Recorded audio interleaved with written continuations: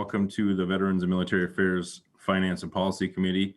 It is Thursday, January 28th, 8:32 a.m., and I call this meeting to order, excuse me. Well, again, welcome back. If you would, please join me for the Pledge of Allegiance prior to getting started.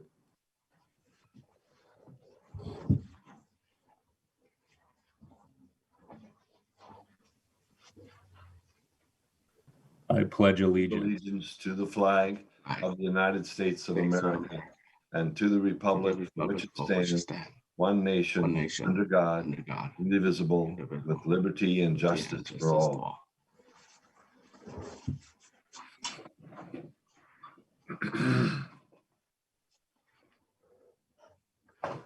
Well, thank you. So today's agenda, if anybody has looked at it yet, we have 3 bills, and we're gonna have a budget presentation from Mr. Andrew Erickson. I have not seen him pop up yet unless he's on the, oh, there he is. Good morning, Mr. Erickson.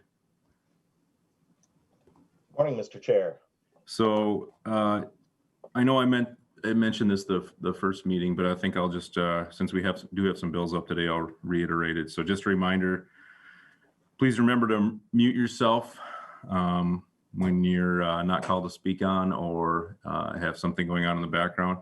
When it is your turn to speak and on mute, raise your hand if you'd like to.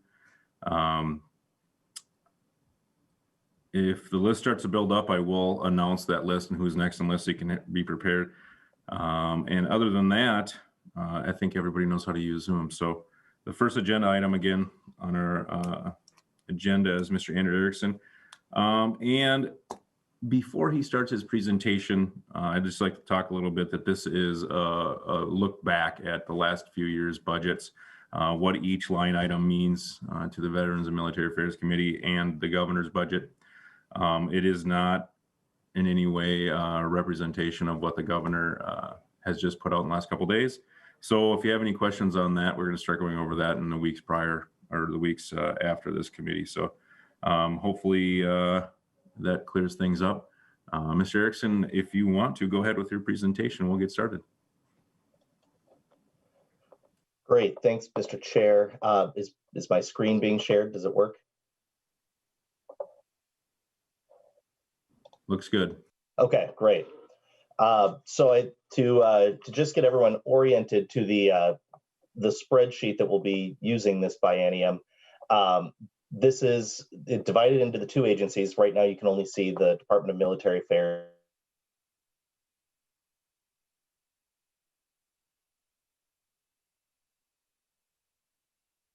The current biennium, the one we are in right now, is right here. This is the fiscal 2021 biennium.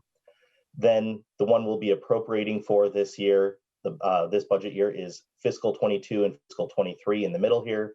And then finally, we're required to track what the potential fiscal implications are for our 2 years into the future after that. So this is the tails biennium, fiscal 24 and fiscal 25.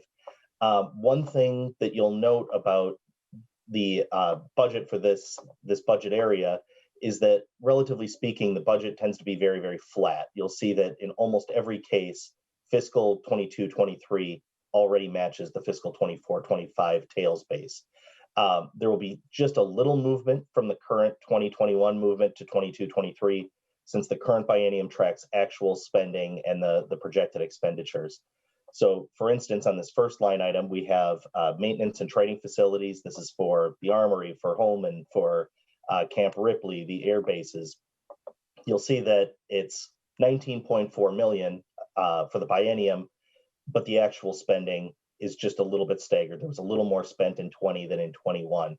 I won't call that out in every instance, but it may be something members see in other committee spreadsheets. Veterans and Military Affairs tends to be relatively flat. I'm working for a separate sheet, so I apologize if I get a little bit ahead of where the screen is at. Mr. Chair, if you'd politely remind me if I do run off course just a little bit.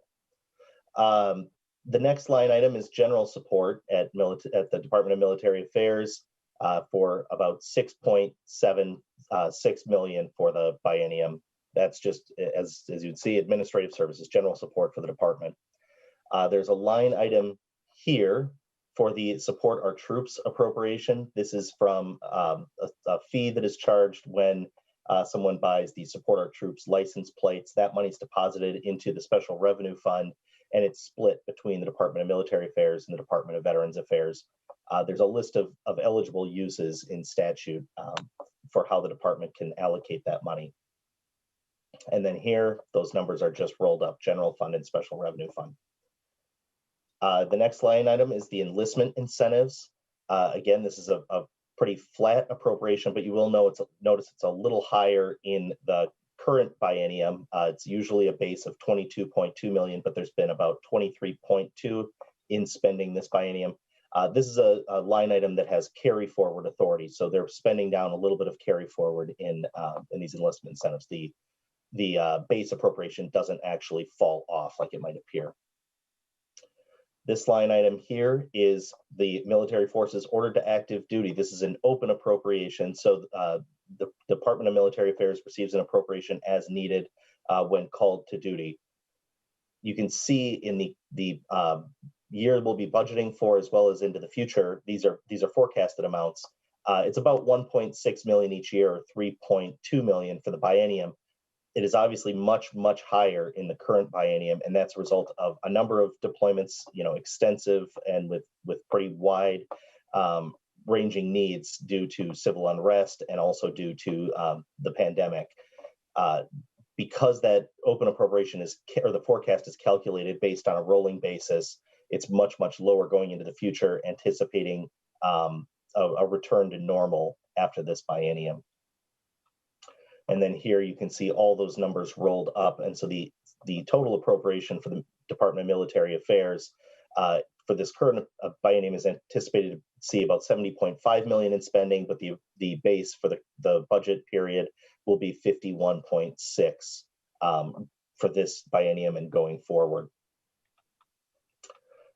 Here's the Department of Veterans Affairs. You can see here, it's an annual appropriation for administration of 6.2 million in the base. That looks like it's an increase. This has to do with the way that the appropriation in the last biennium was staggered. It was a little backloaded, which creates a slightly larger appropriation into the current entails. And then here's several line items related to various programs and services that are provided by the Department of Veterans Affairs. There's some short-term, 5 million annually, 10 million biennially for state soldiers assistance, which is short-term assistance for eligible veterans. The agency also runs the Gold Star program for families of fallen soldiers. That's $200,000 for the biennium. The 3 state cemeteries here are broken out individually, but in total, they come to about 3.3 million in annual operating funds for the appropriation base. There's 438,000 for the biennium here for Link Vet, a support line for vets. We've heard from MACV earlier this year, this session. They have a $750,000 annual grant for helping veterans experiencing or close to experiencing homelessness. That's a 1.5 million appropriation for the biennium. The department also gets some money to administer the GI Bill. The actual GI Bill will appear a little bit lower on this spreadsheet. That's 200,000 annually, or 400,000 for the biennium. There is a grant to Lutheran Social Services for the core program here. That's 750,000 each year, 1.5 million for the biennium, which is for counseling and case management for veterans. You'll see here there's a couple items that are zero in the current. These represent one-time appropriations from the last biennium. The first of these and the larger is 6.2 million, for which there was a session law in May providing for COVID-19 emergency grants to veterans in need. And these other 2 one-time appropriations are rolled together. There was some money for the Armed Forces Service Center at the Minneapolis-St. Paul Airport, and also a contribution into the Medal of Honor memorial account. Then in the Claims and Outreach Program, there's a $6.8 million biennial appropriation for the Claims and Outreach Office itself in St. Paul Fargo, a mobile unit. There's 2.2 million in a grant program for county veteran services organizations. There's a variety of eligible uses in statute for which those CVSOs can use grant awards. There's $400,000 here to provide some funding in the form of honoraria to honor guards at the funerals of veterans.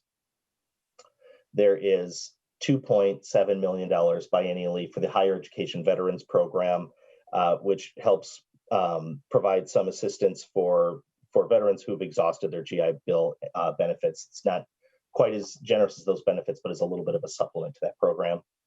And then finally, there's $706,000 for direct grants to veteran services organizations. This line item here, you'll see is the special revenue account for the Support Our Troops program. Again, this is the Department of Veterans Affairs portion of those fees. And then here we have two open appropriations that are in the veterans area. There's the GI Bill post-secondary education assistance, and then the GI Bill, the portion relating to on-the-job training and apprenticeships. Again, this is a forecasted amount that MMB calculates based on how the program has been used in the past and anticipating future needs. But the number will change as the actual needs are realized. And then finally, we have the Veterans Healthcare portion. These amounts are roughly what is spent at the various homes. There's homes in Minneapolis, Hastings, Silver Bay, Laverne, and Fergus Falls. But all of this money is actually in the bill appropriated as a lump sum and then transferred into the special revenue fund, where it is commingled with maintenance fees that are paid by residents, as well as per diem that is contributed by the federal VA, and also there's Medicare, other reimbursements. Any money that goes into the homes is put in that same pot and then spent as needed out of that account. And then that brings us to the grand totals here for Veterans Affairs. And you can see their biennial budget is about $157.8 million, with a little bit more in open fund or open appropriations from the general fund. And that brings us to the total, the $209.4 million that is in the general fund for the Veterans and Military Affairs budget area. I think that's all I have to say. I think I've pointed out all of the little quirks of this one. But if anyone has questions, I would be happy to answer them. Members, any questions of Mr. Erickson? I haven't seen any hands raised yet. A lot of information to consume. I do have a couple of questions. When it comes to line item 37, and of course, you know, the military within the state of Minnesota has been asked to do more this year than what we have in the past. Does any of those dollars reflect federal reimbursement or anything COVID related as far as the pandemic response and everything that was going on at Arden Hills this summer? Is there any of those dollars mixed into what state has spent? So my understanding is what this number would represent is only what is actually coming out of the state treasury. Obviously, at times these deployments take a little bit more upfront, but sometimes they're eligible for FEMA or other forms of reimbursements. I think ultimately those are not tracked because they don't end up reflecting a change to the state treasury itself, even if there is upfront. That would be my understanding, but I can confirm that with MMB. I think you muted, Mr. Chair. There we go. Senator Anderson. Looks like you have your hand up. Thank you, Mr. Chair. Mr. Erickson, the last session or several years, we passed legislation to support 3 brand new homes, vets homes, one in Fergus Falls, one in, not Fergus, but Bemidji, Montevideo, and Preston. And I'm wondering, since we passed that legislation and it was sent to the federal government to get monies to finish out the program as far as being allocated or allowed to go forward with building them, do we, because that legislation was passed here in the state of Minnesota, is there any money that's set aside in anticipation of those 3 homes coming online and say in the next 10 years or whatever? I'm just asking. Mr. Chair, Senator Anderson, that's a very good question. And I believe the legislation you're speaking of was carried in a capital investment bill. And I do believe that money is still on the table if those homes are approved. I don't know exactly where in the approval or priority list, approval process or priority list, I should say, those projects are. But when they come online, I would expect that we would have to see a bigger state investment in those. The operating costs are not currently appropriated. Capital investment, I think, only appropriated for sort of the pre-design, design, construction, et cetera, of the homes themselves. So we don't, like we have for the disaster fund, where in case of a flood, like a tornado or a flood in the Red River, we don't anticipate or have any type of a fund that's set aside specifically for that anticipation of those 3 veterans homes coming, or any other type of legislation like this, the riots and things that happened this past summer. We don't have anything in our budget that sets aside money in case of, you know, these deployments and this extra money that has to come out for active duty and things like that. There's nothing that has been set up within military or veterans affairs to anticipate something like that. Mr. Chair, Senator Anderson, I think you'd be referring to like an open appropriation, an appropriation which essentially says that an amount sufficient to cover these needs is available to the department as necessary.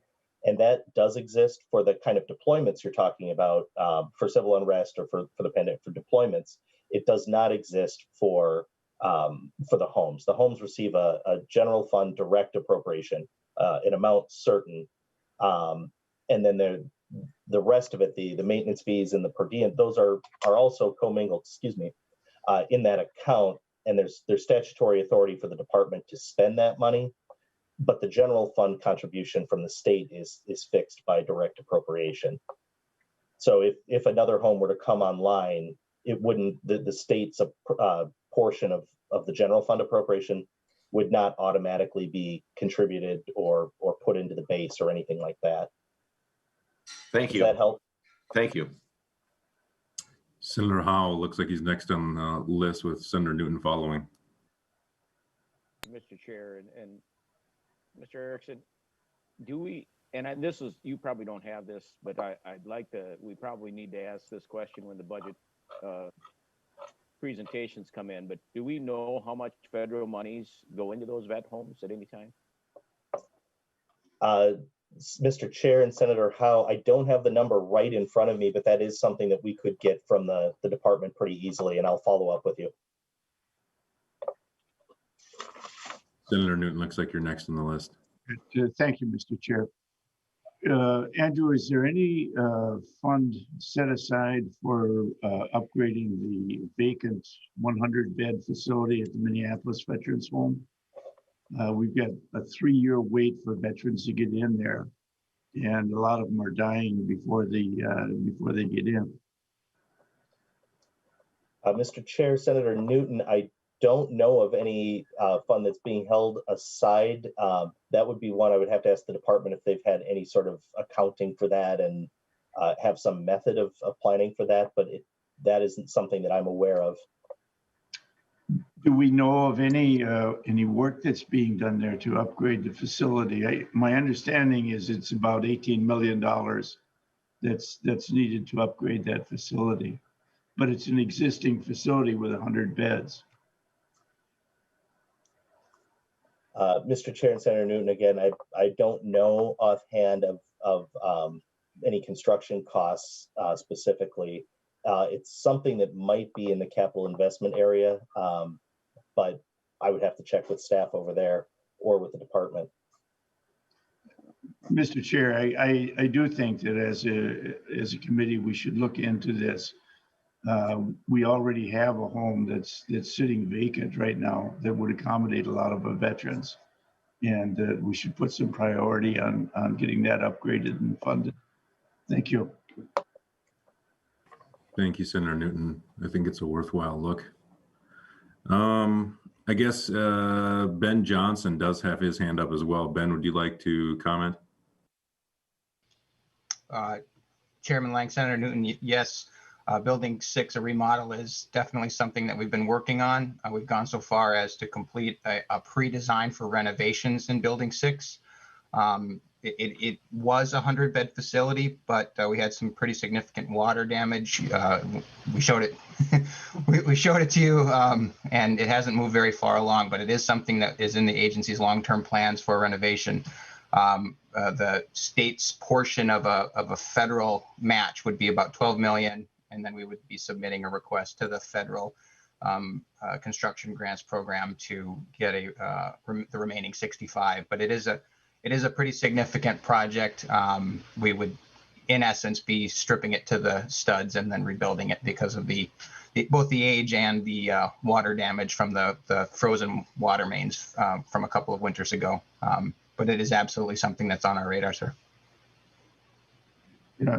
Thank you, Ben. I did see the damage when I visited the facility.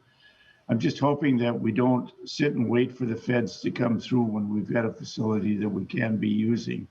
And at least the superstructure is there. There's a lot of work that needs to be done inside, but thank you.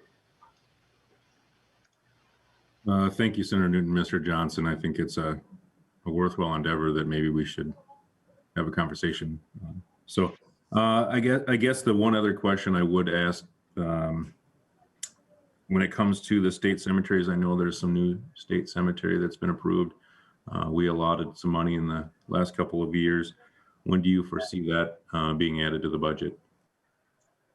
Mr. Chair, that's a great question. I actually don't know when that's going to come on. I believe the approval came last year sometime. There'll be some construction on it, but it'll be something that will have to be added into the budget. It's not, again, as with the homes and things like that, it's not something in the base. There's a direct general fund appropriation. I presume the agency would come forward with a change item asking for maintenance or operating funds for that. Perfect. Thank you. Senator Uyghur, with your hand up. Yes. Thank you, Mr. Chair, Mr. Erickson. On the fund to supplement the GI Bill for education, training, retraining, could you comment a little further on the extent that that was used and where there may have been veterans that did not have enough resources to continue their training or retraining? Thank you. Mr. Chair, Senator Uyghur, I'm not sure that I have a lot of that background material in front of me. I can say that based on the spending pattern out of that line item, it doesn't look like the fund is exhausted. It looks like for the purposes of the program, it's being used, but not overused is about what I can comment on from what I see just from the spreadsheet. That would be something I would reach out to the department on. Thank you. Members, any additional questions?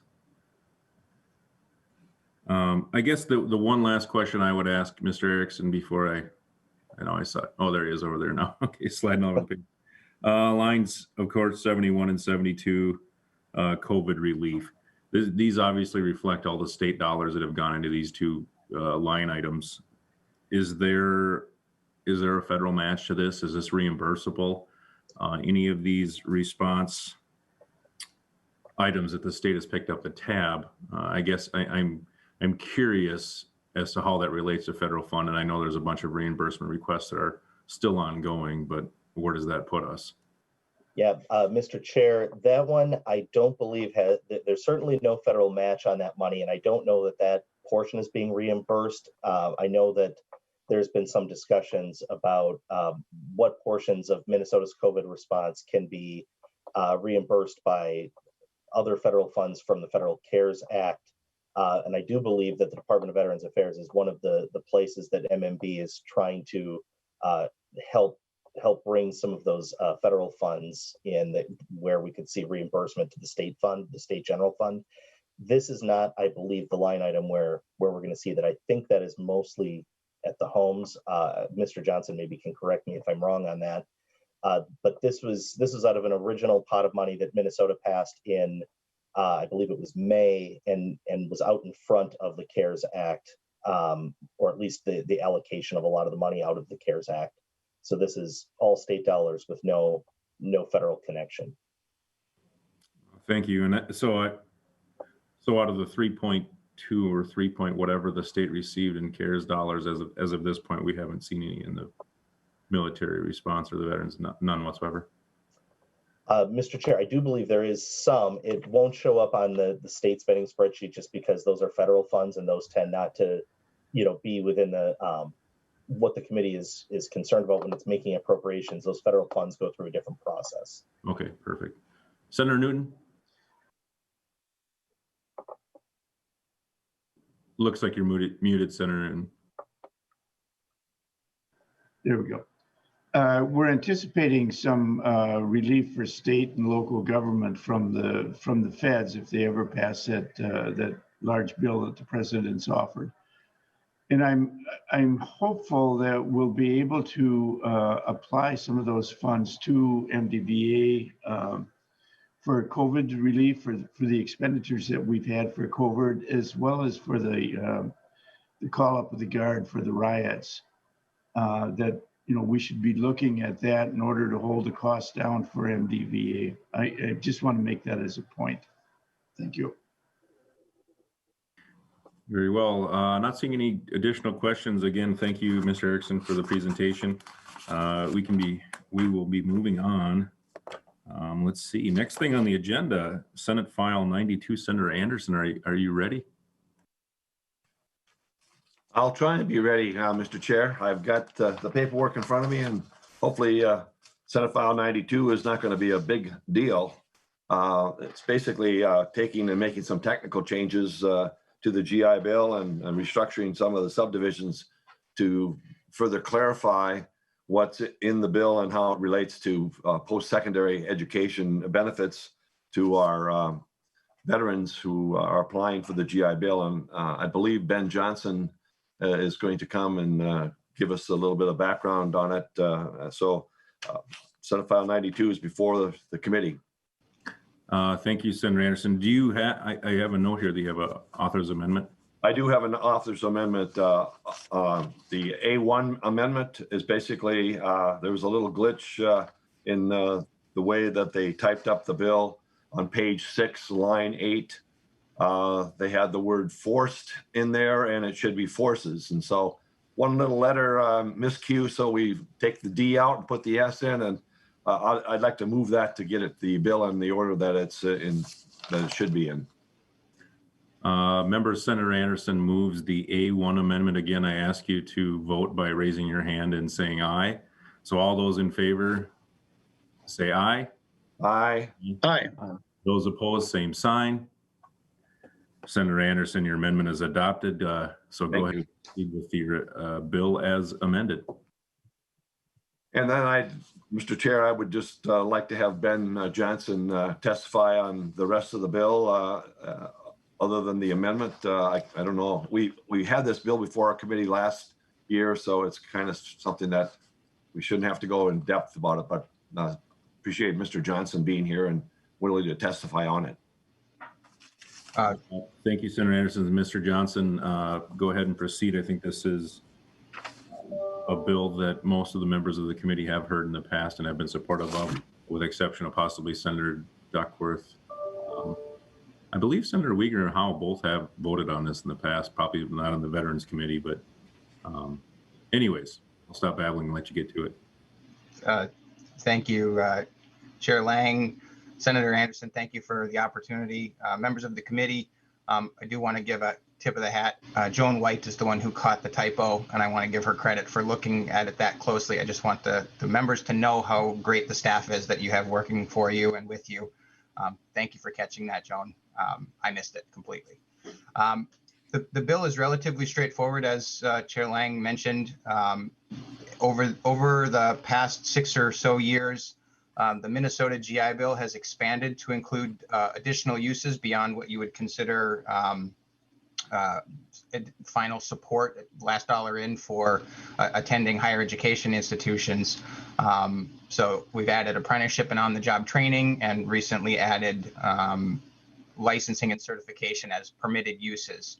Well, as this program expanded and developed, the the eligibility requirements continued to be tied to people pursuing a traditional higher education path. And so the eligibility requirements for an OJT, an apprenticeship program, or getting assistance paying for a licensing program were still tied to things like FAFSA or higher education applications, things of that nature. So as Senator Anderson pointed out, it is really a cleanup technical correction bill to get the program in the correct, get eligibility requirements correct for each of the three buckets of money, and also to clarify some of the overall availability. I also have invited Dave Bellify. He's our Director of Education and Employment. He's what I call the subject matter expert on the Minnesota GI Bill. So if there are any specific questions, I would defer to Director Bellify to answer those. But again, relatively straightforward and something that only didn't get done last year because we couldn't point to a connection to COVID, which was our marching orders for getting stuff through the legislature last regular session. Thank you. Thank you, Mr. Johnson. Did you want Mr. Bellify to testify or just answer questions? Chair Lang, that is up to you and members of the committee. If there are specific questions, again, he knows the ins and outs and did a lot of the work drafting this amendment. Well, we worked together on it, but he understands how each of the sections tie in together. So, Director Bellify, would you be willing to greet the committee and thank you. Good morning, Mr. Bellify. If you have anything to add, please go ahead and do so now. And then Senator Howhead does have his hand up with a question. Mr. Chair and Senators, thank you for the time. Good morning. My name is Dave Bellify. I'm the Director of Education and Employment, Veteran Education and Employment Programs at MDVA. And Mr. Johnson, I believe, laid out exactly what our intention is with this particular bill. And I'm standing by for further questions, sir. Fair enough. Senator Howell, please, with your question. Thank you, Mr. Chair. And does this also include then certifications like a fire investigator or a building official or a plumbing inspector? Does this include those certifications also? Mr. Chair, Senator Howe, great question. Yes, when we expanded the Minnesota GI Bill in 2017, it includes licensing and certifications, and the one that you specifically pointed to is one that could be reimbursable for our Minnesota veterans.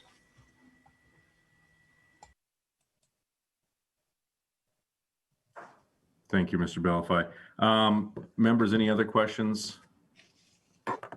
I really don't. I think this one has been explained a couple of different times. I appreciate the effort of the agency to go ahead and try to make these technical corrections. And I believe this one's going to go to general orders. Is that correct, Senator Anderson? Yes. If you would, Senator Anderson moves that Senate File 92 be recommended to pass as amended and be sent to general orders. Oh, Senator Uyghur, do you have your hand up? Would you like one question? We can get it in yet.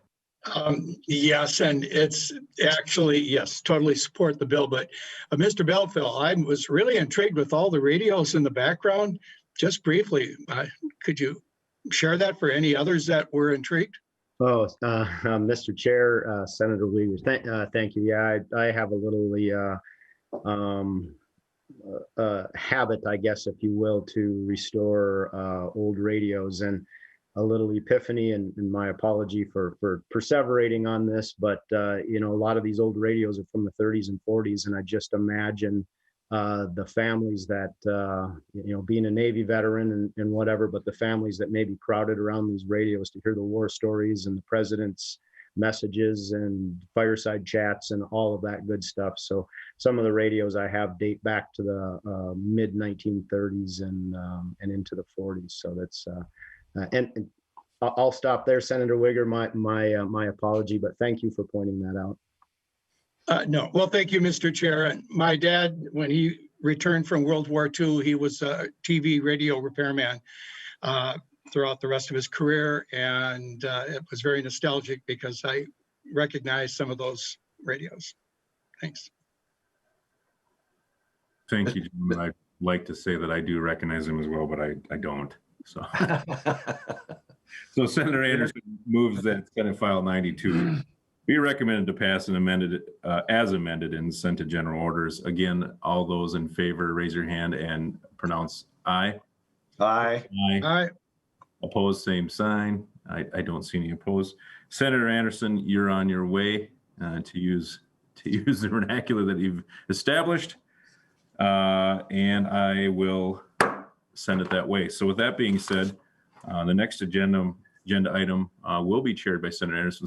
Senator Anderson, if you'd like to virtually change seats, I guess we don't have to get up and walk anywhere. So it's your gavel. Well, thank you, Mr. Chair. I appreciate the opportunity. Senator Lang has before our committee several bills, and starting out with Senate File 91 will be the first bill up. And I just asked Senator Lang to go ahead with his presentation. And do you have any testifiers to go along with that, Senator Lang? Mr. Chair and members, I do actually have Mr. Ben Johnson with me here today, or with wherever he is. Again, this morning I have Senate File 91 before you, and this is something that you have all seen in the past. It is the dental services availability bill that has come from the agency and has been passed out of the Veterans Committee in the past. It is very simple. It's a one-sheet bill. I think most of you have been supportive of it in the past. Anyways, it's an expansion of dental benefits to those within veterans' homes, and that's pretty much the entirety of the bill. It has to do a little bit with billing and who they can charge money to, but with that, it's a one paragraph and one word change bill, and I'm sure Ben Johnson could probably speak at length to the detail of the bill, probably longer than the bill itself. So with that, I would hand it over to him. Mr. Johnson, welcome to the committee, and state your name for the committee and go ahead with your testimony. Thank you, Chair Anderson. My name is Benjamin Johnson. I'm the Legislative Director for the Minnesota Department of Veterans Affairs. Senator Lang, thank you for agreeing to carry this bill again this year, and you're correct. It is fairly straightforward. Both this bill and the Adult Day bill, Senate File 93, are the result of a recommendation from the Office of the Legislative Auditor, who suggested that that although these programs were both within the purview of the commissioner to provide both adult day and dental, that if we wanted to do any rules drafting or develop any billing so that we could collect reimbursements either from feds or private providers, that we should have explicit statutory authority to provide this. I also have our Senior Director for Healthcare, Simone Hogan, to answer specific questions. She has been key in standing up the fixed dental clinic at the Minneapolis home, worked with the community to develop a program to help pay for the cost of the equipment, and really was a key driver in getting a fixed clinic set up at Minneapolis. So dental care is something we had made available. This simply makes it an explicit permissible care provision of care for the commissioner. With that, I stand for questions. Also, Senior Director Hogan is available for anything that I can't handle, which probably just ask her, I guess. Thank you, Mr. Johnson. Appreciate the testimony. Is there any questions from the committee on the bill with the Senator Lang has before our committee? Looks pretty straightforward to me. Mr. Johnson, dental care now is basically at the Veterans Home in Minneapolis. Is that the only dental clinic that the VA has right now, or I should say MDVA? Senator Anderson, Chair Anderson, yes. We make dental care available to all of our residents at the 5 homes, but the only fixed dental clinic that we have is at Minneapolis. Otherwise we have mobile dental, or if it's something more involved, then we would work with a local provider and we would be busing them. But that's one of the challenges that we face. Is moving geriatric dentistry is not an easy thing, and moving veterans, especially those that are in wheelchairs, to try and get them the care that they need, again, is not an ideal resolution. So yes, we make it available, but we'd like to be able to do more for them. And that was the impetus for the new clinic at Minneapolis. Thank you. Any other questions, members? If not, Senator Lang, if you'd like to move your bill on Senate File 91. I would. I did see Senator Uyghur's hand pop up. Oh, did it? Oh, okay. Senator Uyghur, I'm sorry. Oh, yes, thank you, Mr. Chair. A brief question. It was referenced in testimony that this is a result of the audit that had flagged there should be express authority. Is there anything else in previous audits that would need to be addressed legislatively, or does this address everything? Thank you. Mr. Johnson? Chair Anderson, Senator Uyghur, to my knowledge, we've worked to account for any recommendations from the Office of the Legislative Auditor. So anything that was recommended that we attack, we've brought forward or addressed internally. I guess I would invite Senior Director Hogan to answer that if she knows of something that I've missed. But we've tried to be very responsive to any recommendations or guidances. Senior Director Hogan, would you be willing to weigh in? If you'd identify yourself for the tape, we'd appreciate that. Sure. Good morning. Simone Hogan. I'm the Senior Director for Veterans Healthcare. No, I think Ben addressed the question correctly. We've brought forward any recommendations as a result of that audit. I believe that audit was done in 2017-18. The recommendations were quite minor, and it's addressed today with the adult day. Thank you. Thank you, Ms. Hogan. Any other questions before we move the bill? Senator Lang. Thank you, Mr. Chair. At this time, I would restate the motion that Senate File 92 be recommended passed and sent to general orders. I think, do you mean 91? I do mean 91, Mr. Chair. Thank you. Okay.